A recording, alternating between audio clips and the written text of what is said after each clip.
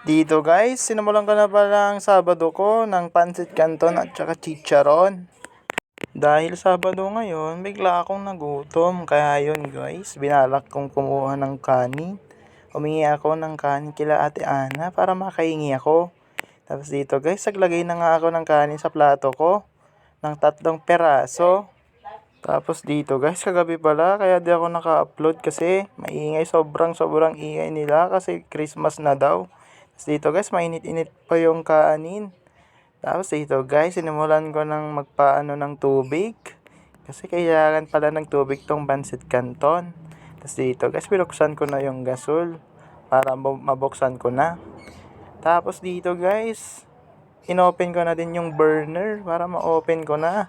Tapos dito guys, tuwang-tuwa kasi may apoy. Tapos dito guys, minekos-mekos ko na yung pancit canton kasi nagugutom na nga ako.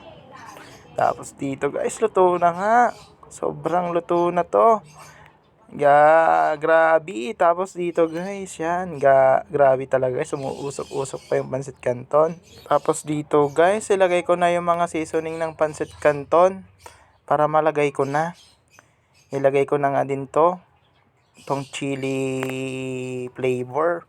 Kasi gusto ko kasi ng manghang para manghangan ako. Tapos dito guys, ilagay ko na yung tauyo at saka mantika niya para mag-mix na sila. Tapos dito guys, ayan, grabe, sobrang gutom na nga ako, di na ako makapaghintay kumain. Tapos dito guys, alagay ko na nga, tapos ginawa ko na yung tsara para mamekos-mekos ko na kasi nagugutom na nga ako. Tapos dito guys, kumuha pala ako ng kamatis para makakuha ko. Tapos binigyan ko ng asin. Yan, sobrang sarap para sa chicharon. Tapos dito guys, sinimulan ko na palang kumain. Nagtataka kayo bakit sobra kong bilis kumain. Naka-timelapse to. Timelapse ko na lang para mabilis. Kasi nagugutom na talaga ako. Ganito pala ako kumain guys. Kaya kong ubusin lahat yan ng saglitan lamang. Pero guys, since nung di pa ako nagwo-work, sobrang payat-payat ko. Para lang akong buto na binigyan ng damit na nabihisan. Charis. Sa tagal ng panahon, medyo lumobo na ako. Kasi wala na akong ginawa kundi kumain lamang. Kain dito, kain sa bahay, kain sa opisina. Kain lahat. Kaya yon, lumobo na ako. In other words, tumaba na nga ako guys.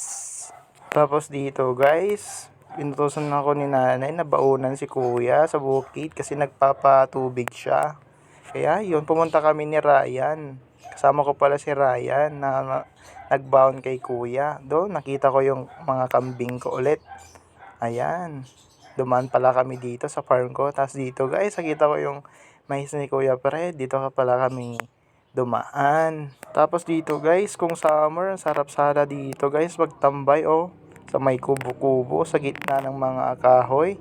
Kahoy-kahoyan, ayan, ang sarap tambay dito guys, ang lamig. Pero dito sana kami kakain pero ayaw ni kuya kaya pumunta kami sa kabila.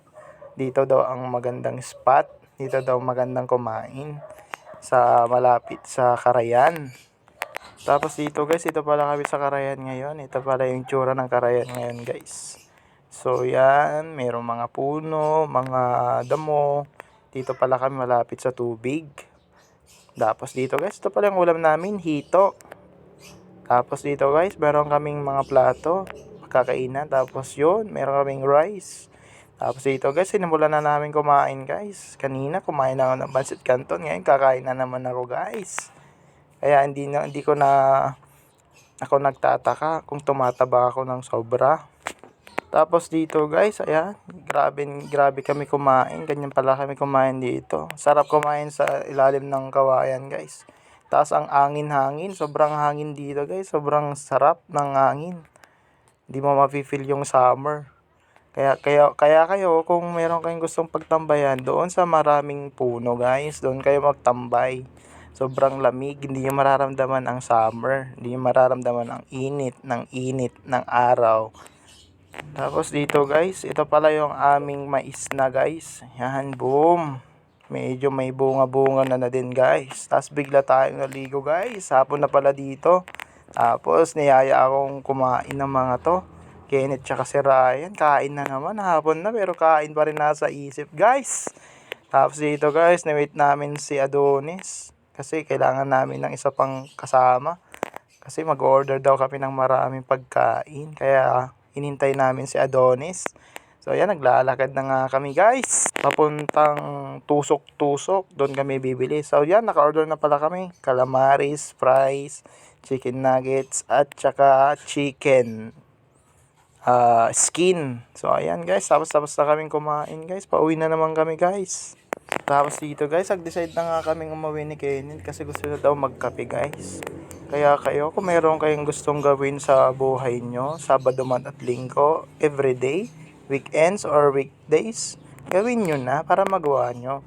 Kaya yan, dito lang muna. Bye!